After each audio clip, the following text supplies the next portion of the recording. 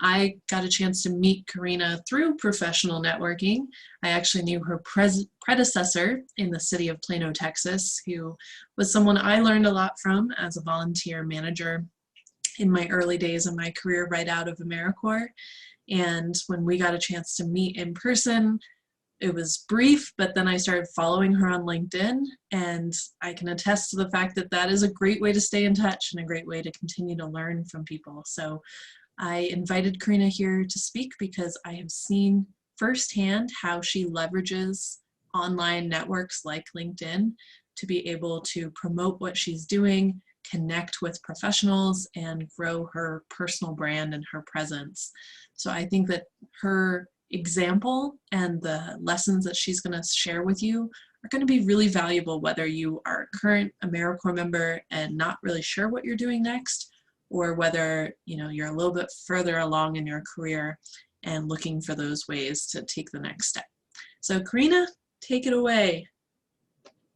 Thank you, everybody, for being here. I am a volunteer manager during the day, and in the evenings, I'm on social media, on my phone, building my professional network and connecting with people all over the world, specifically about my passion, which is volunteerism, but also sharing information about social media and how to tell your professional story online. So let me know how you're feeling today in the chat box. Give me your number, be honest. We've got some 7s in the room, not a real big fan of LinkedIn. That's okay, I'm not offended. Social media, there's lots of different platforms that are out there. I'm gonna talk a little bit more specifically about LinkedIn, but I also have tried these tactics on Facebook and Instagram. I'm not on Twitter, but I see a lot of people having fun on Twitter as well. So my feedback is gonna be a little bit more about LinkedIn, Facebook, and Instagram, but I'll also talk about some other channels and other ways to build that professional presence online. So nonprofit professionals, those working in the social service space, we've been powering through in the last 12 months, getting through an unimaginable crisis in the world through COVID-19. But I've heard from many professionals online, on the phone, on Zoom, and far socially distanced in person, being worried about furloughs, how that's going to impact their resume. There's a lot of guilt when they were the last person left at their organization after a series of furloughs. I've seen volunteer departments and volunteer programs go from 5 staff to 1, and that last remaining staff member is hurting and feeling it and looking at their future. So what's going to happen next for their career? How do they explain this? How do they remain relevant, especially when they've been put in new positions or been asked to do different things like taking temperatures, tracking people for exposure. Things that we never thought would be in our job descriptions. And how do you talk about your experiences to get new eyes, to build your network, and to stay relevant, not only in your organization, but out in the field. You have experience, you have knowledge, you are gaining connections and people, and how do you maintain that through this crisis? So what can you do now to get through the rest of 2021? I'm going to talk about strategies using social media to talk about your career experience, to some tips to prevent burnout, to go beyond that PDF resume or the Word doc sitting on your desktop right now, or that you printed out and put in a nice folder in the back of your filing cabinet. How to take a hold of your digital real estate and create content that flexes your story, your contributions. And if your resume isn't that long, that's okay. There's so much out there that you can use to express who you are and build that network. So when I started, it was a couple of years before COVID, when I had a feeling that I was losing connection with the people in my organization. I wanted to cement myself as an expert. For me, it was for volunteerism and service, and I wanted to maintain my relationships. I was in a new supervisory role, and I wanted to see what was my next step. I wanted to keep my position, but how could I make it interesting and exciting? And I realized that there were conversations happening online with the people of my organization and in the broader sector and field that I had stuff to say, things to contribute. I had ideas and experiences that I knew people would be interested in. And if they weren't, they would still learn a little bit and connect with me. At that time, I also realized that your Google search results, things that come up when you type in your name, if you have a really common name, maybe typing in your name and your city, or your name and your volunteerism or philanthropy or whatever that you've been kind of connected to, or maybe you don't have that Google presence yet, but realizing that those Google search results are for the taking. I can take control of what comes up about me professionally on Google, and I can start loading up the content that I want people to see by leveraging some of these free platforms and some of this content creation. Because when I'm applying for jobs or at internships or a graduate school program or any kind of opportunity, there are people out there, you know, whether it's HR best practices or not, that are going to Google you. And if you're comfortable knowing exactly what's going to show up, that makes it for a stronger experience on the other end of what they're going to find, and that it's you approved, and that you know, that's your real estate. So it's really important to claim it. So when COVID hit, after I had a couple of years working on my digital presence, working on building a global network, and letting others in my organization learn about what I do and start to see me as an expert, COVID hit. And I was really glad I had done a lot of this work, because going into this virtual workspace where all of a sudden here I am sitting at my kitchen table, I'm working as something I'd never done in my 16-year career. And I had this feeling like, what am I without my program? My program has been closed temporarily. What am I? Using all of this that I had built made me feel that, oh, I'm a lot more. I'm a lot more than these in-person events and these things. And I have a record and I prove to show of my experiences, who I've met, what I've learned. It also helped me leverage, you know, past content, repurposing content. I have a link to information about that in my handout. But just because COVID hit does not discount the work that you've done where you got to right before things closed down. It is still there, and it's still experiences that you can use online. You know, if I post this picture of me leading this Toyota group from their headquarters, like, nobody cares what year that photo was taken. If I have experience and I talk about my process and what I learned, and try to give tips and share, like that's really good. So taking time to start collecting that information. If you don't have a lot, there's still a lot in you and what you can express. And using social media to tell that story is great practice and experience. So people do business with who they know, like, and trust. And I know that is subjective. I know that's like, I shouldn't care that people like me. But this is a professional sense where they are feeling like they know what you do, what you have to offer. And when we are home from COVID, or when we're in a hybrid work environment, it's really hard when new people have come into the organization, or people are leaving and you still want to maintain those relationships out there. How do you keep in touch? How do you leverage those in the future, you know, those relationships in the future? And part of that will be your social media presence professionally. So let me know, how do you feel about LinkedIn? Drop that number in the chat box. I know it's Friday, right? You're zoomed out, so I'm really glad that you're here, getting some tips, paper and pencil. I'm going to talk about a lot of different things, but if you write down a couple that kind of fit what your goals are, or things to look at in the future, or things to work on, be really good. So LinkedIn. When I made the decision to flip my social media and really use it to tell my professional story, I realized there were a lot of conversations happening on LinkedIn and at my organization, and no one was going to be talking about my specialty, right? Volunteerism and service. No one was going to be bringing those discussions in. So I inserted myself into the conversations, and I started creating content and interacting. I have an organization with about 3,000 employees. After a couple years of really focusing in on engagement and looking at my professional content that I'm talking about, my story and my life, my journey professionally, internally, I found that I became listed as an influencer within my organization. As a volunteer manager, I was blown away that I was listed as a LinkedIn influencer for my city. It was really amazing to hear that, and it gave me that motivation, help prevent burnout, that people are interested, people value what I'm talking about, and I'm just talking about my professional life.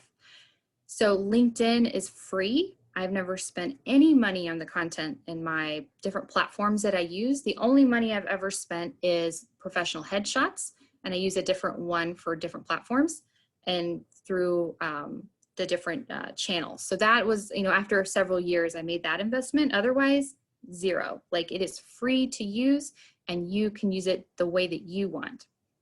So the LinkedIn profile, the headline, which is what shows up right under your name, you have about 210 characters.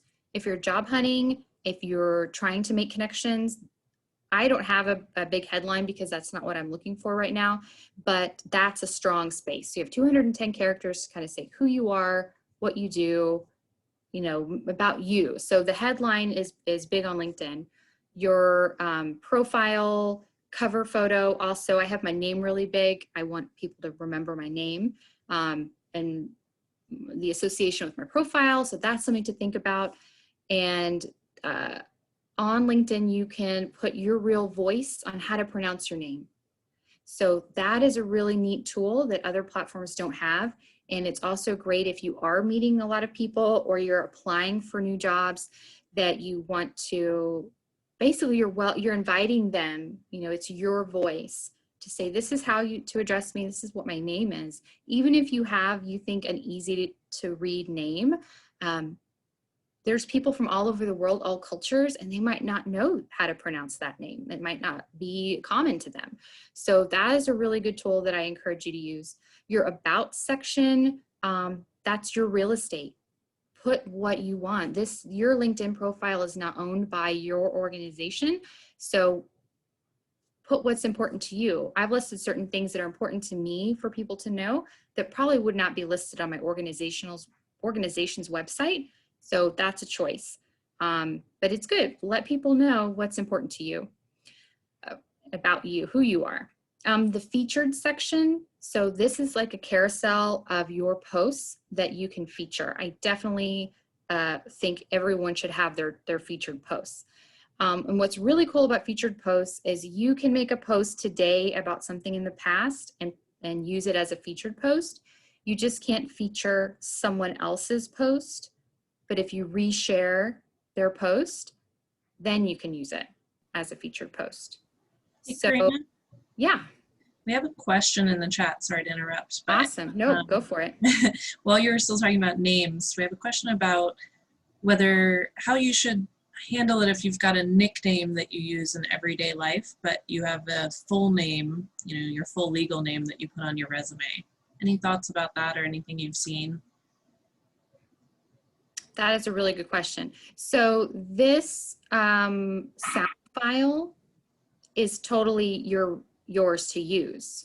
So if I said Corina Sadler, but you can call me Corey, like that would be a sound clip that you could use. So you could actually put that in there, or in your about section, you can say something like that.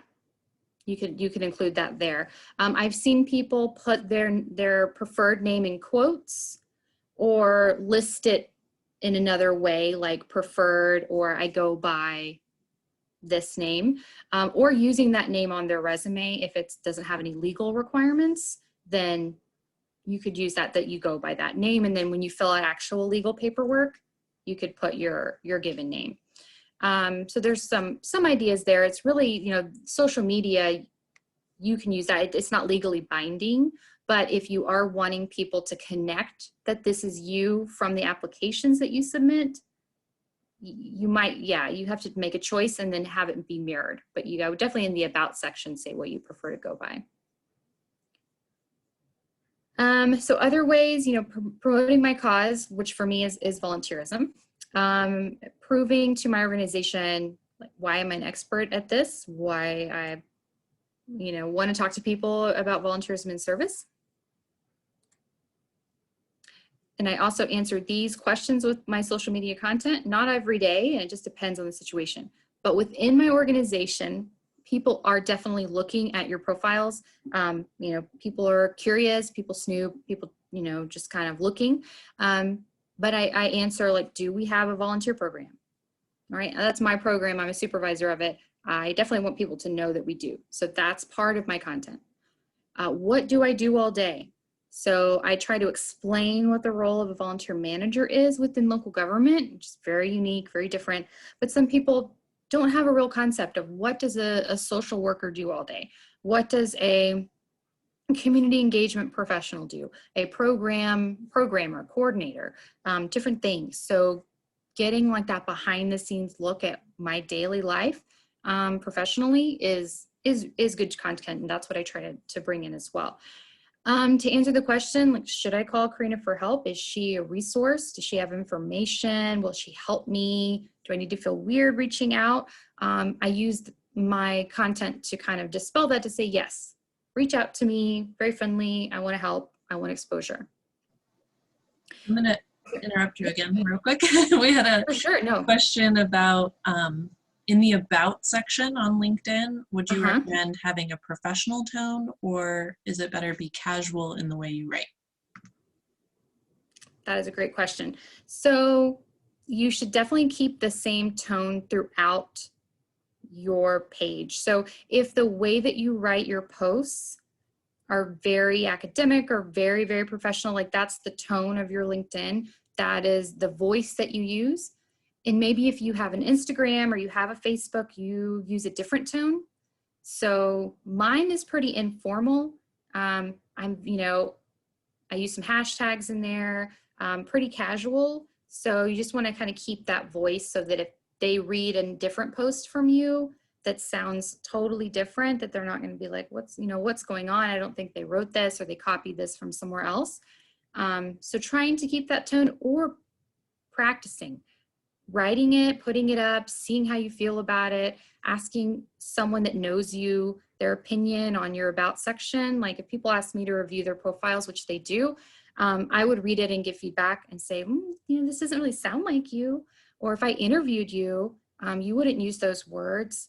So that you want it to reflect you, but also professionalized. So it just depends on kind of that level. And I've told Sharon to interrupt me throughout this presentation so I can get to your questions at the right time and not just wait to the end.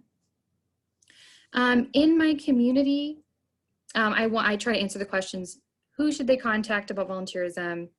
Can Corina get them to the right connection, the right place? And are there good things happening here? I post positive, uplifting. I'm not going to make posts that are negative or ranting about people or anything like that. Like I have a very specific thing, and I'm going to talk more about how you decide what kind of content that you're going to share. So to be a thought leader, which I know is a buzzword right now, but to be out there, you need to find a way to stand out, to be bold, and to let others see you shine, right? I've talked about we all have our own unique experiences. Even if, like I said, that resume is not very long, you are still an awesome professional with experiences, with know-how, with things to say. And don't let the size of the resume or the number of people in your network to deter you from talking about things that you can put out there to the people in the world. And we're going to talk about the different audiences. So staying relevant, talked about content, and content is really anything that you are posting online. Organic content are things that come from you that are not being shared or retweeted or reposted from others. They are images and text that you put up, videos directly from you. So through my content, I talk about relationships that I've built. If I have a Zoom with someone new, I'll ask them sometimes, hey, I'm going to mention this on LinkedIn. I'm going to do a little write-up. Sometimes I don't. If they're already on LinkedIn, usually you kind of have that permission. But I'll tag Sharon, say I had a great call with Sharon. we went over this. I learned from her all the time. She's such a good facilitator, and I'll put a link. Things like that. So talking about relationships is really interesting, and people will kind of gravitate towards that, especially on LinkedIn. The more that you tag people within reason, the algorithm is going to pick that up. LinkedIn loves stuff about LinkedIn. So tagging profiles, hashtags, and keeping things on the platform. A lot of links, even Facebook is the same way. If you put a lot of external links that send readers away from their platform, those aren't going to perform as well as those internal type postings. Sharing your perspective and experience, your unique story, what makes you you, why you're in this field, what you've learned from your AmeriCorps experience, the good, the bad. I said I don't post negative things, but I do post when I've overcome an obstacle, when I've learned from an experience that maybe wasn't so great. So tips and those kind of overcoming obstacles are really, really good to talk about if you're comfortable. And for those that are not comfortable or like, I don't want to be out there, there's some things that you can gather internally to build an online resume, like a portfolio, or to do other types of content. I'm going to interrupt real quick to ask a great question about, do you think when an employer tries to find you on LinkedIn and realizes you do not have a LinkedIn profile, they discount you as a potential employee?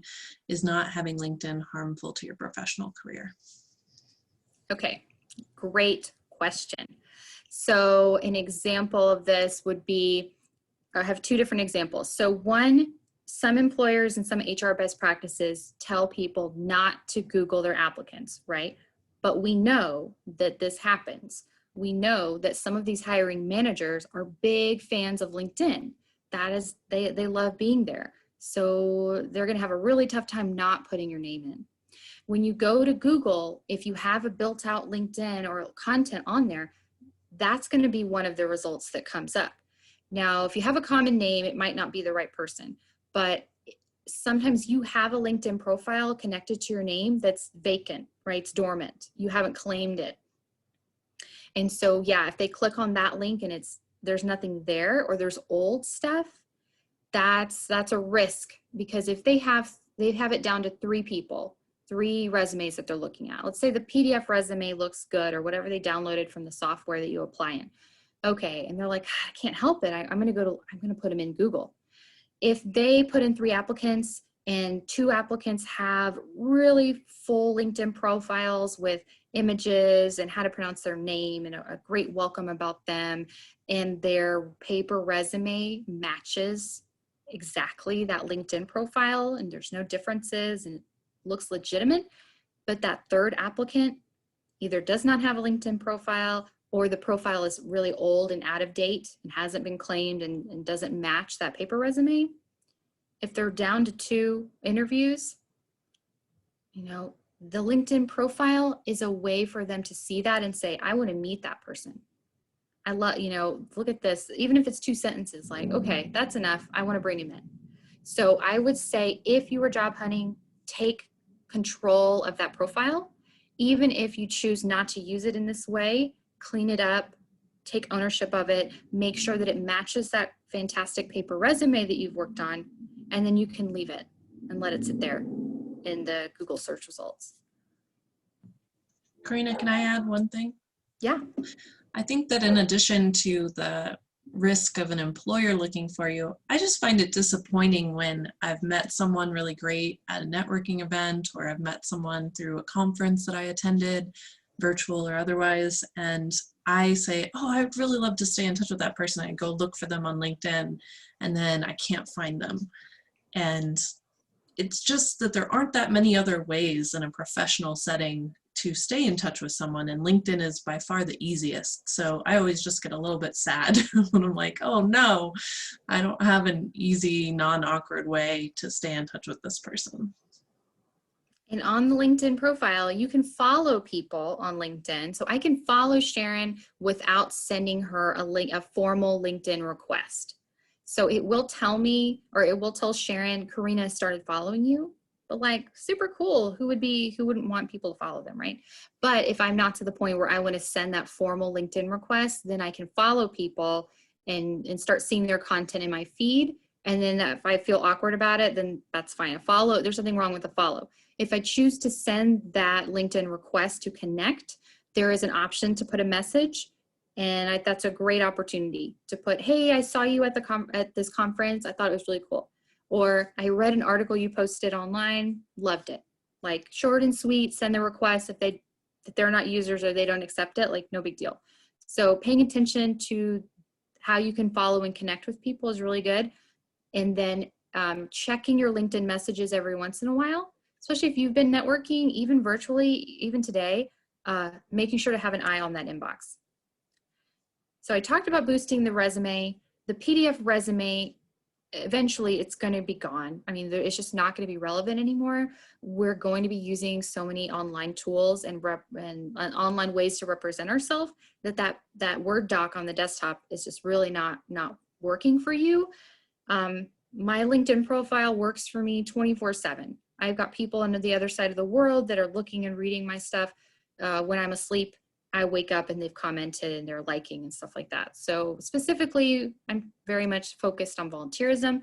But if I was a different person, or like I had even a side business or something like that, where I talk about fostering dogs or all kinds of things, I mean, you can make that content. So I have typically a few different areas where I really specify what I'm doing. These are some examples. Like I said, I've also practiced a little of this using Facebook, which is a very different platform from LinkedIn.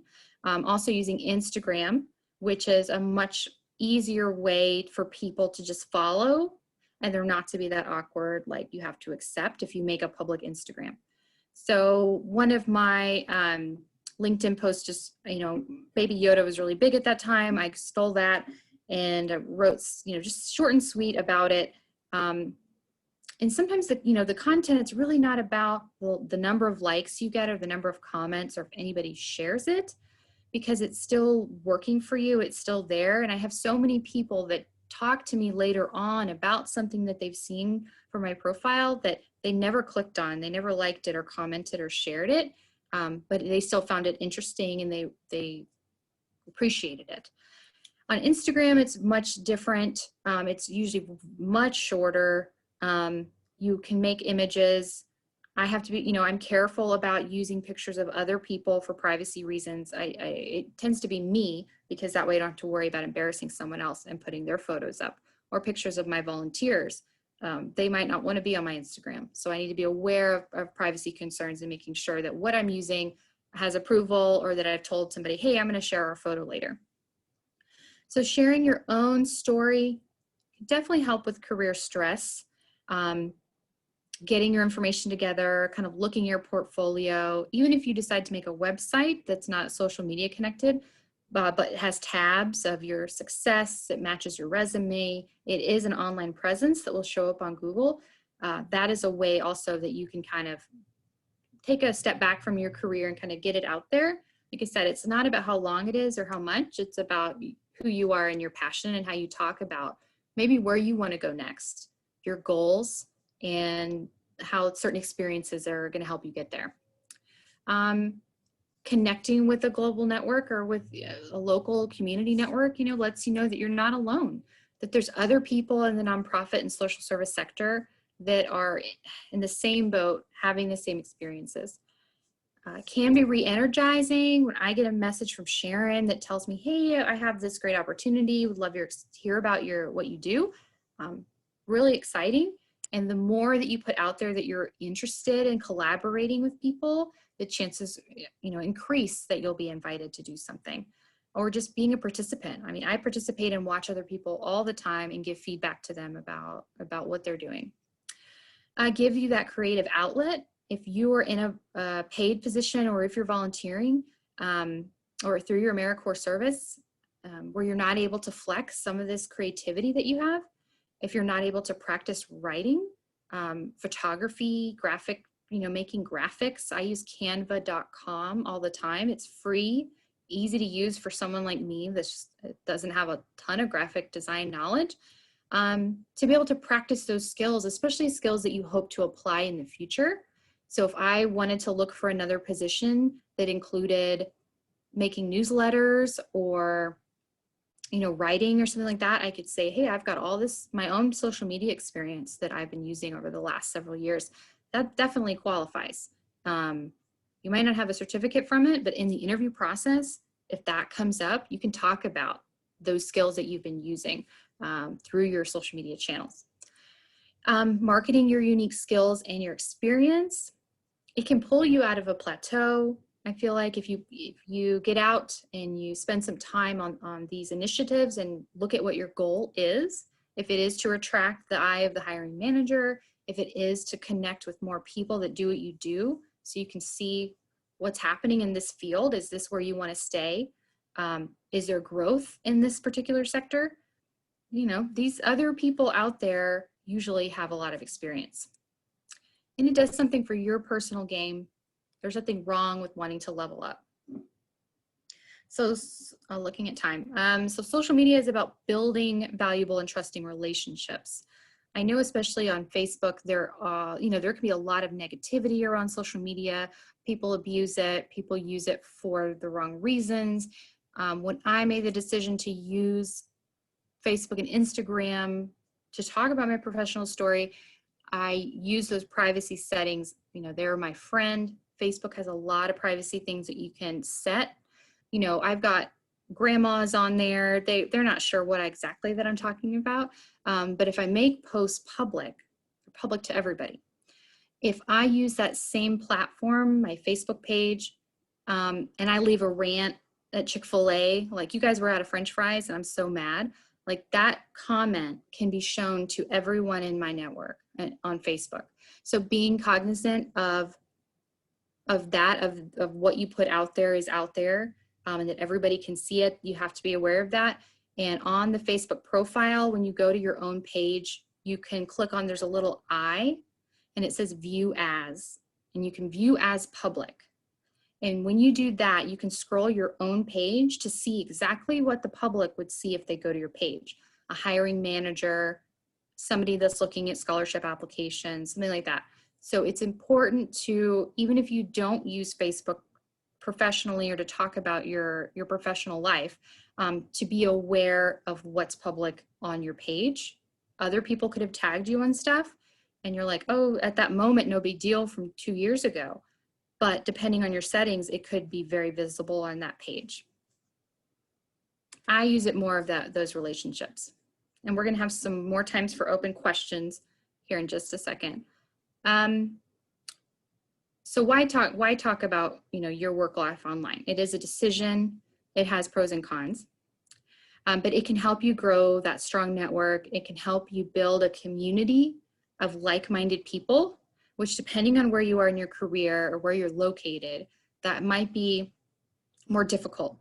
I have professional associations in my region here in outside of Dallas, Texas, that I can go to. I can go to meetings. I can meet other people that do what I do, but not every area has those kind of associations. So to be able to connect and learn from others, I think is really beneficial, but you have to have a presence. You have to take control of what's already out there that has your name on it.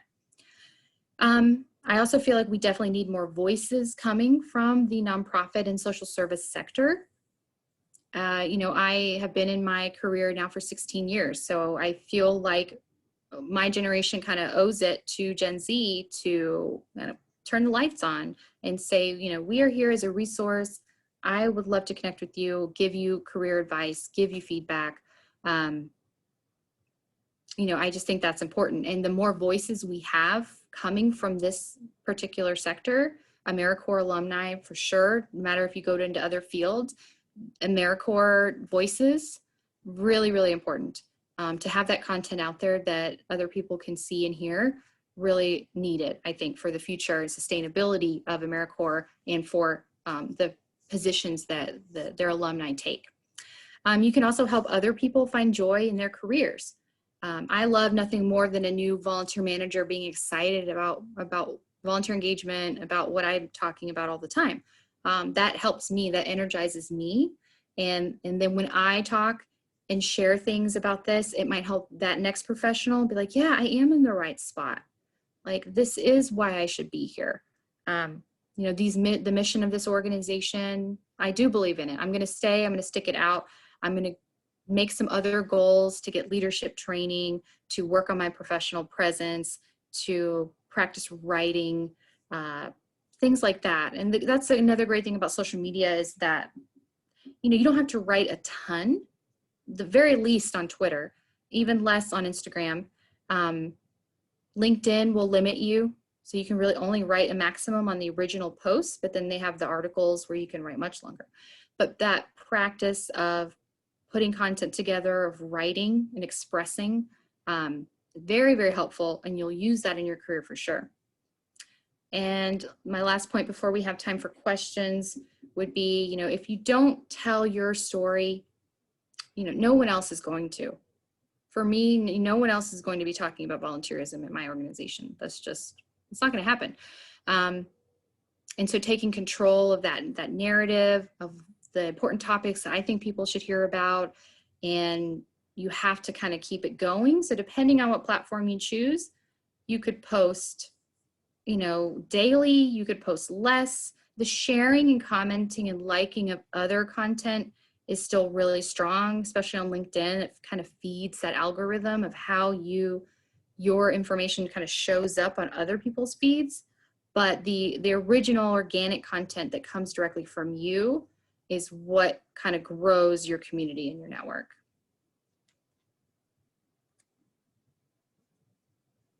All right, so I'm going to take down my slides and we can take more questions, set it on gallery view so I can see everybody. That's excellent. Yeah, I wanted to quickly also show, because I know you mentioned about a headshot, professional headshot, and this is something Corina and I had talked about with the challenges right now. If you don't already have a headshot, and there may be a few, you know, some restrictions on you being able to hire someone, but I have done headshots for myself and I've done headshots for friends. So I wanted to just share a couple of tips and share an example. So I'm going to share my screen. I showed this to Corina before. This was my first nice professional headshot. And the secret that you now know is that this headshot was done by me. So it's basically a selfie, and I did it in my front yard. So this was not something I did with a professional photographer. I did use a real camera and not a phone, but that was partly because this was several years ago and phone cameras weren't what they are now. I probably could do this with a good phone camera now. But basically some of the things that can help you if you want to make your own professional headshot is to learn how to use the timer feature on your phone or on a camera and be able to set it up far enough away from you that it doesn't literally look like a selfie, because you do want it a little further back than an actual selfie. And you want to think about the rule of thirds in terms of the basics of profile photography, which is to make sure you have, you know, some of your shoulders and neck and your head in the frame. And generally, it can be helpful. The most important thing if you're doing photography is lighting. So looking for the chance to use natural lighting, going outside, can really help you to get a nice looking photo without having to have any equipment and any fancy lighting. So taking your own photo, just start paying attention to whether it's a brick building, whether it's a fence, whether it's a stone wall like I have, a natural background that's not going to be distracting and is going to add some texture. So if you're in an urban environment, an old building with an interesting texture can be a great background. And then in terms of lighting, not only using natural lighting, but you actually either want to go out when it's cloudy, or you want to take your picture during in the shade, because you don't want harsh lines on your face. And so you want to make sure that you either take a nice cloudy day to go out and do your headshot, or just this picture was actually taken on a sunny day, but I made sure I was in full shade so that I didn't have any contrasts. So I'm happy to give any other tips on that. Or you can work with a friend who's a photographer and just do it outside. That's what I did for a friend of mine recently. And we actually have a university in town, so we walked around the university and we looked for interesting buildings that had nice texture that we could take the picture at. Okay, so stopping sharing. The other thing I was going to add from my own experience is that one great thing about LinkedIn in particular is that it does allow you to keep a record of the professional contacts that you've made throughout your career. And one unusual thing about LinkedIn is that when you look back in your connections, it will show you the connections in the order in which you connected to them. So I've actually found that really helpful if I'm trying to think about, oh, I remember I met that person a year ago at this conference and we connected on LinkedIn. I can actually go back in the timeline of my connections and start to find, okay, that was around where I was connecting with all these people I met at that conference. And that can help me if I can't quite remember someone's name and I'm trying to figure out who to reach out to. It's actually a really easy way to find people. Okay, I've got a question here in the chat box, which is, being in the social sector, how do you talk about accomplishments, outcomes that are qualitative? For me, it's easy to write about metrics I've reached, but it's hard to talk about the impact I've had on the community. Corina, what do you think about that one? Yes, so I am not a numbers person. Big surprise. So I rarely talk about numbers and bring in metrics into my content, mainly because I feel like that's a turnoff for some people. If I tell them 15% of my volunteers do this, I mean, they're probably not going to think much about it. I do share my annual report, which is where I have numbers, and so I do share those kind of things. But when I usually talk about, and I received a phone call, and this person wanted to, this person had someone in their family that was blind and wanted outreach, wanted volunteers to connect with them. So that's not my wheelhouse. I don't have that, but I reached out to my professional network. I found this person. They provided me this resource.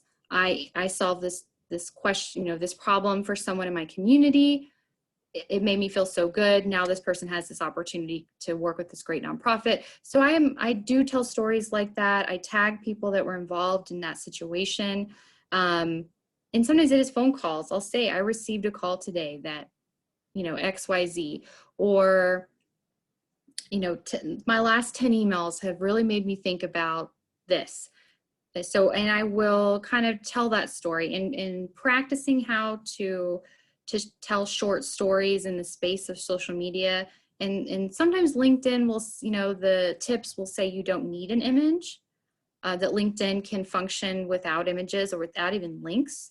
So I've tested that where I write and I don't create an image attachment. So telling this kind of story where I don't reference numbers or how many things at all, but I talk about the impact through relationships, through saying that, who that I helped. And if it's one person, like that's impactful, and that's a story that you can tell in that space.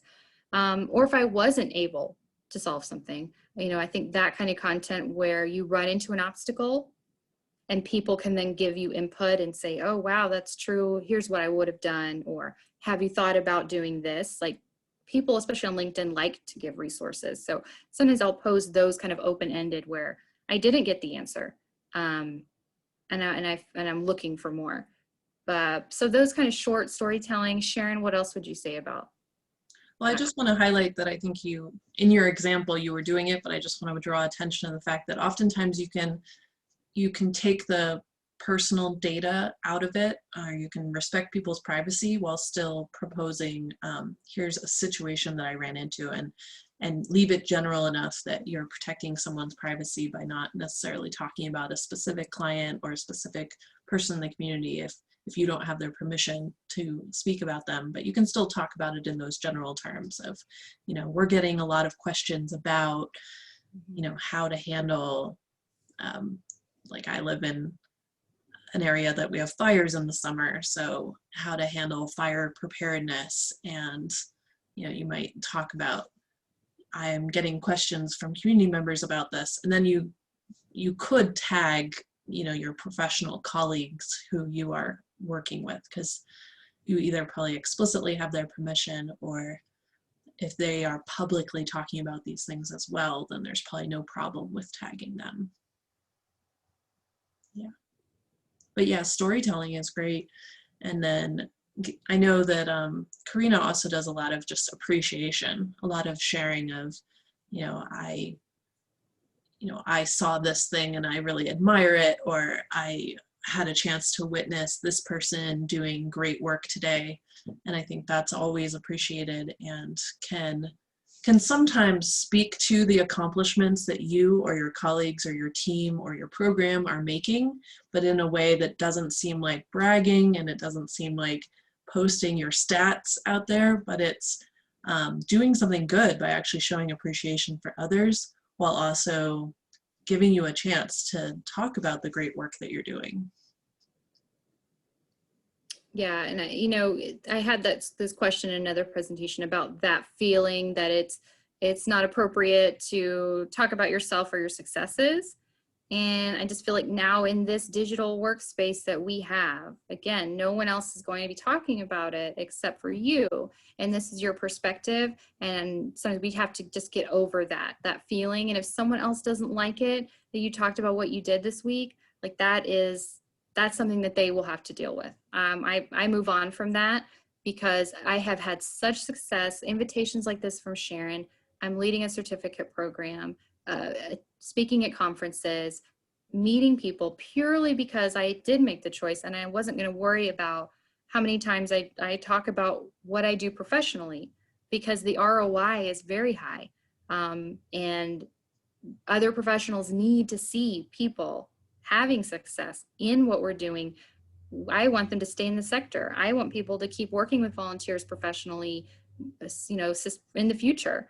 And so those voices that say, yeah, you can have fun, you can have success working in nonprofits, social service, local government, those are powerful voices that I think stand out. Yeah.